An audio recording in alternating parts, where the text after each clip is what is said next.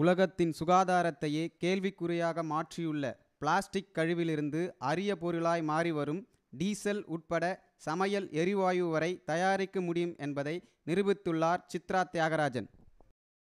இவரது இந்த அரிய கண்டுபிடிப்பிற்கு காப்புரிமை பெறும் முயற்சியில் தற்போது தீவிரமாக இறங்கியுள்ளார் சித்ரா. பிளாஸ்டிக்கை வந்து ஃபியூயல் ஆயிலாக வந்து கன்வெர்ட் பண்ண முடியும். எப்படின்னா லைக் இது வந்து எப்படி வந்து பிளாஸ்டிக் வந்து ஃபியூயல் ஆயிலாக கன்வெர்ட் பண்ணுறோன்னா அந்த process is called pyrolysis. Pyrolysis அப்படிங்கிறது என்னென்னா பிளாஸ்டிக்கை வந்து ஆக்சிஜன் இல்லாத ஒரு என்விரான்மெண்ட்டில் வந்து ஹீட் பண்ணி அதில் கேஸ் ஆக்கி ஆயில் எடுக்கிறது தான் வந்து பைரோலிசிஸ்ங்கிற process. It is definitely possible.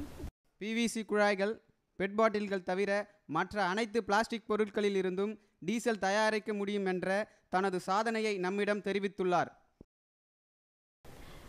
This particular diesel actually it can be used in agricultural motors, generators, pump sets, boilers, tractors. இது எல்லாத்துக்கும் யூஸ் பண்ணலாம். ரோட் வெஹிக்கிள்ஸ் தவிர மற்றபடி என்ன சொல்கிறது, சாதாரணமாக ஒரு விவசாய நிலத்தில் வந்து அக்ரிகல்ச்சர் டிராக்டரையோ இல்லை அங்கே இருக்கிற மோட்டரையோ பம்ப் செட்டை வந்து இது பண்ணுறதுக்கெலாம் டீசல் யூஸ் பண்ணுறதெல்லாம் இது you can very well use it.